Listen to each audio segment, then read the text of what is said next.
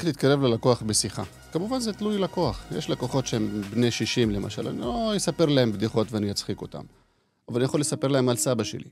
יש לקוחות שהם יותר צעירים, אני יכול לספר להם על הילדים שלי. בטח גם אולי פגשו את זה מהילדים שלהם. אז כל לקוח אתה צריך למצוא את הנקודה שמחברת בין שניכם. אני בטוח שיש חיבורים. גם אם אתה נציג מחירות בין 20 והוא לקוח בין 60, אתה עדיין יכול להגיד לו, נכון, סבא שלי 1, 2, 3. למשל, אני אתן דוגמה מאוד פשוטה.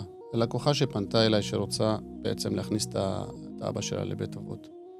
זה תהליך שהוא מאוד מורכב, וזה תהליך שהוא מאוד רגשי. צריך לשאול כמובן את השאלות הנכונות ולהבין מה הסיבה, ולפני שהיא תענה לי אני אגיד לה גם בעצמי, תראי, היה לנו גם איזושהי בעיה מסוימת במשפחה, ודוד שלי גם היה סיעודי, ושמו אותו באיזשהו בית אבות, לא יכלו המשפחה לטפל בו, אבל זה משהו שעזר לו, כי זה משהו שנתן לו מסגרת, משהו שנתן לו באמת את כל הדברים שהוא צריך, במקום שכל פעם יחפש מי שיטפל בו.